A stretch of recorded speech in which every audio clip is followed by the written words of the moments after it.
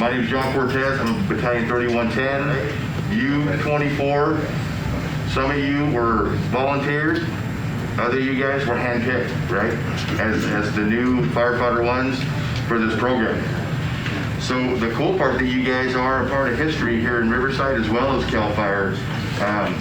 So when I say this is big, and you guys are called the RRU AHCs, right? Agency Hand Crews. And you guys are the RRU Crew 1 and RRU Crew 2. First crews, right, that we've had in Riverside, paid crews ever. So embrace that and feel good to be a part of that.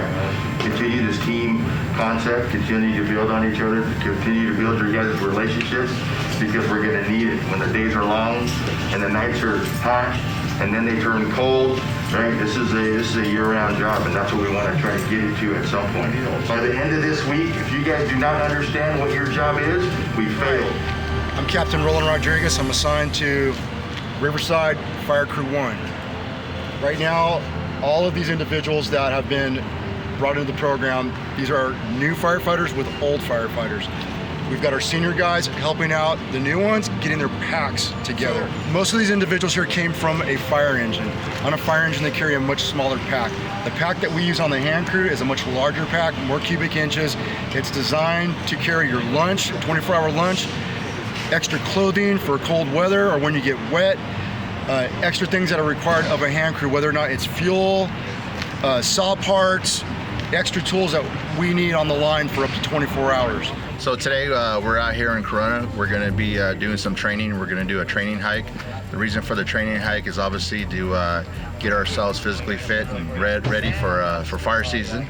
I'll be able to hike in, because most of the time what we got to do is we got to hike into where we're going to be cutting, and that sometimes can be up to a 10-minute hike up to a 2-hour hike. So we get these individuals, we get them in shape and understand that the terrain that we're going to be into, and just the difficulty of hiking with the gear and the equipment that they have on themselves.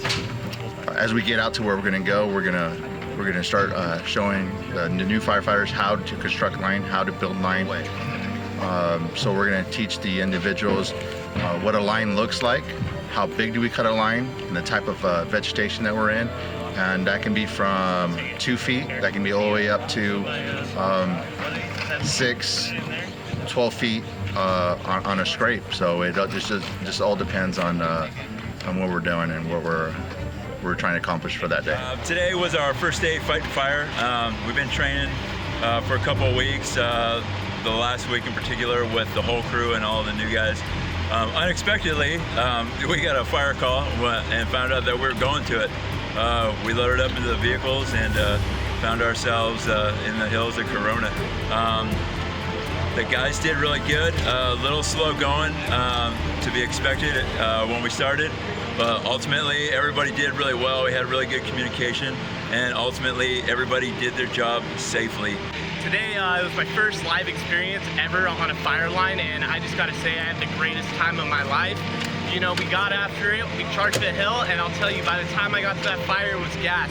There was smoke and flames going right up to my face. I could feel the heat, and all I wanted to do was just charge it a little bit faster.